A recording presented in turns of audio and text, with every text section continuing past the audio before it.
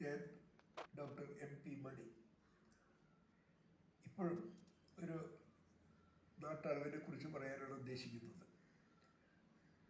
പ്രമേഹ രോഗികളാകുന്നവരുടെ എണ്ണത്തിൻ്റെ കാര്യത്തിൽ നമ്മുടെ കേരളം അതിവേഗം ബഹുദൂരമാണ് സഞ്ചരിക്കുന്നത്.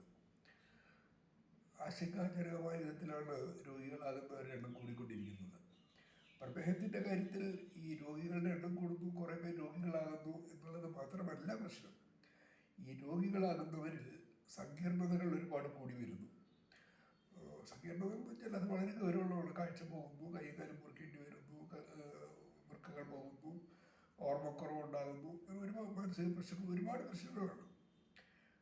എന്നാൽ ഒരു 10 വർഷം മുമ്പ് പ്രമേഹത്തെക്കുറിച്ച് കുറച്ച് പുതിയ പഠനങ്ങൾ പ്രസിദ്ധീകരിക്കുകയുണ്ടായി. അതുകൂടെ കാര്യമായി ചർച്ചകളുണ്ടായില്ല എന്നുള്ളതാണ് നമ്മുടെ ദുരവസ്ഥ. ആ പഠനങ്ങളിൽ പ്രധാനമായി 2 കാര്യങ്ങളാണ് പറഞ്ഞിരിക്കുന്നത്. ഒന്ന്, പ്രമേഹത്തെക്കുറിച്ച് ഇന്നുവരെ നിലവിലുണ്ടായിരുന്ന എല്ലാ വിശ്വാസങ്ങളും തിരുത്തി കുറിച്ചിരിക്കുന്നു. അതൊരു വലിയ അറിവാണ്. അപ്പോൾ എന്താണ് പുതിയ അറിവ് എന്ന് ചോദിച്ചാൽ, പ്രധാനമായി ശരീരത്തിൽ അടിഞ്ഞുകൂടി കിടക്കുന്ന കൊഴുപ്പിൻ്റെ ശേഖരവും അണുബാധകളുമാണ് എന്നാണ് പറയുന്നത്. വേറെ ചില ഹോർമോണുകളുടെ കാര്യങ്ങളൊക്കെ പറയുന്നുണ്ടെങ്കിൽ പോലും പ്രധാനപ്പെട്ട 2 കാരണങ്ങൾ ഇതാണ്: അമിതമായ കൊഴുപ്പിൻ്റെ ശേഖരം, പിന്നെ ചില അണുബാധകൾ. ഇത് നമുക്ക് പ്രധാനമായിട്ട് വിശ്വസിക്കാൻ 2 കാര്യങ്ങളുണ്ട്. ഒന്ന്, പൊണ്ണത്തടിയുള്ളവരിൽ പ്രമേഹം ഉണ്ടാകാനുള്ള സാധ്യത കൂടുതലായി കാണുന്നുണ്ട്. 2, കോവിഡ് പോസിറ്റീവായവരിൽ പ്രമേഹ രോഗികളുടെ എണ്ണം കൂടുകയുണ്ടായി. അവരുടെ ഒരുപാട് പേരുടെ രക്തത്തിലെ പഞ്ചസാരയുടെ നില ഉയരുകയുണ്ടായി. അപ്പോൾ അണുബാധകൾ പ്രമേഹത്തിന് കാരണമാകുന്നു എന്നുള്ളതിന് വ്യക്തമായൊരു തെളിവാണത്. മാത്രമല്ല, ഈ പഠനങ്ങളിൽ അടിവരയിട്ട് പറഞ്ഞൊരു കാര്യമുണ്ട്. അതായത്,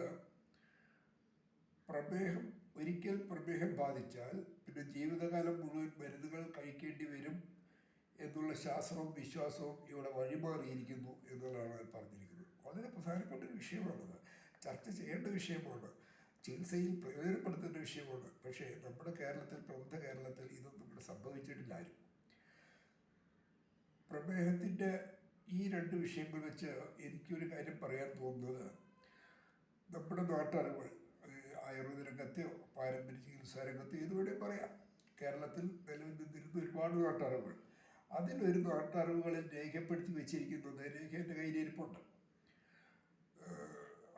അതിൽ പറഞ്ഞിരിക്കുന്നത്, ഈ നെല്ലിക്കയുടെ നീരും പച്ചമഞ്ഞളിൻ്റെ നീരും സമം ചേർത്ത് പതിവായി രാവിലെ കഴിച്ചാൽ പ്രമേഹം മാറും എന്നുള്ളതിൽ പറഞ്ഞിരിക്കുന്നത്.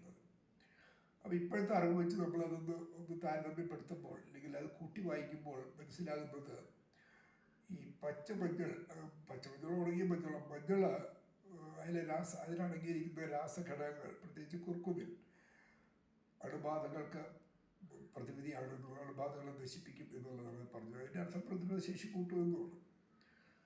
നെല്ലിക്ക നമുക്കറിയാം, അത് ഈ അമിതമായ കൊഴുപ്പിൻ്റെ ശേഖരം കുറയ്ക്കാൻ ശേഷിയുള്ളതാണ്. അപ്പോൾ നമ്മുടെ പുരാതന കാലത്ത് തന്നെ നമ്മുടെ മലയാളികളായ പാരമ്പര്യ വൈദ്യന്മാർക്ക്, അല്ലെങ്കിൽ പാരമ്പര്യ വൈദ്യം കൈകാര്യം ചെയ്തിരുന്നവർക്ക് ഇത്തരം കാര്യങ്ങൾ കൃത്യമായ അറിവുണ്ടായിരുന്നു എന്നാണ് നമ്മൾ അനുമാനിക്കേണ്ടത്. പക്ഷേ നമ്മുടെ ഇന്നത്തെ ആയുർവേദ മേഖലയിൽ ഇങ്ങനെ പുതിയ അറിവുകൾ തേടാനോ, അല്ലെങ്കിൽ പുതിയ അറിവുകൾ പ്രസിദ്ധീകരിക്കുന്നത് വായിക്കാനോ, ഇത് രണ്ടും തമ്മിൽ ചേർത്ത് പുതിയ അറിവുകൾ ഉണ്ടാക്കാനോ ആരുടെ ഭാഗത്ത് ശ്രമങ്ങൾ ഉണ്ടാകുന്നില്ല. അപ്പോൾ ഞാനത് കുറേ ശ്രമിച്ചതാണ്. പക്ഷേ ഈ നല്ല അനുഭവങ്ങളായിരുന്നില്ല ആയുർവേദ ലോബിയുടെ ഭാഗത്തു നിന്നുണ്ടായത്. വളരെ വളരെ നികൃഷ്ടമായ അനുഭവമാണ് ഞാൻ നേരിടേണ്ടി വന്നത് പലപ്പോഴും. അപ്പോൾ ഇതാണ് എനിക്ക് ആയുർവേദ ലോബിയോട് പറയാനുള്ളത്. കാരണം ആയുർവേദക്കാരോട് പറയാനുള്ളൊരു കാര്യം, ആയുർവേദക്കാർ നിരന്തരം പരാതി പറയുന്നത്, ഈ മരുന്ന് ബിസിനസ് തീരെ കുറയുന്നു, രോഗികളുടെ എണ്ണം തീരെ കുറയുന്നു എന്നുള്ളത് വളരെ മോശമായി വരുന്നുള്ളൂ. ഇതിന് മറ്റു പലരും അവർ കുറ്റം പറയുന്നുണ്ട്.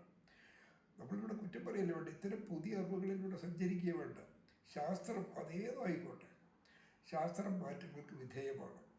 പുതിയ അറിവുകൾ കണ്ടെത്തുമ്പോൾ അതുവരെ നിലവിലുണ്ടായിരുന്ന അറിവുകൾ മുഴുവൻ കാലഹരണപ്പെട്ട അറിവുകളായി മാറും. പക്ഷേ ആയുർവേദ മേഖലയിൽ, അല്ലെങ്കിൽ ആയുർവേദ അറിവുകളിൽ നമ്മൾ പുതിയൊരു അറിവ് നേടേണ്ട കാര്യമുണ്ടെന്ന് എനിക്ക് തോന്നുന്നില്ല. ഈ ഉള്ള അറിവുകൾ പരീക്ഷണസിദ്ധമായി തെളിയിക്കാനുള്ള ശ്രമം ഉണ്ടായാൽ മതി. അപ്പോൾ ഇങ്ങനൊരു ഗവേഷണ പദ്ധതി നമ്മുടെ ആയുർവേദ കോളേജുകളോടനുബന്ധിച്ച് കേരളത്തിലെ എല്ലാ സർക്കാർ ആയുർവേദ കോളേജുകളിലും മാത്രം നടത്തിയാൽ മതിയാവും. ഒരു ഗവേഷണ പദ്ധതി പ്രമേഹ ചികിത്സാ രീതിയിൽ ഇത് ഉണ്ടാക്കി അതിനെക്കുറിച്ച് ഒരു പഠനം നടത്തിയാൽ ഒരു പക്ഷേ ഒരു പുതിയ ആയുർവേദ മരുന്ന് പ്രമേഹ സംഹാരിയായിട്ട് ഉണ്ടാക്കിയെടുക്കാൻ കഴിയും എന്നാണ് എനിക്ക് തോന്നുന്നത്. അത് സാധ്യവുമാണ്. പക്ഷെ ആരോട് പറയാനോ, അതാ പ്രശ്നം.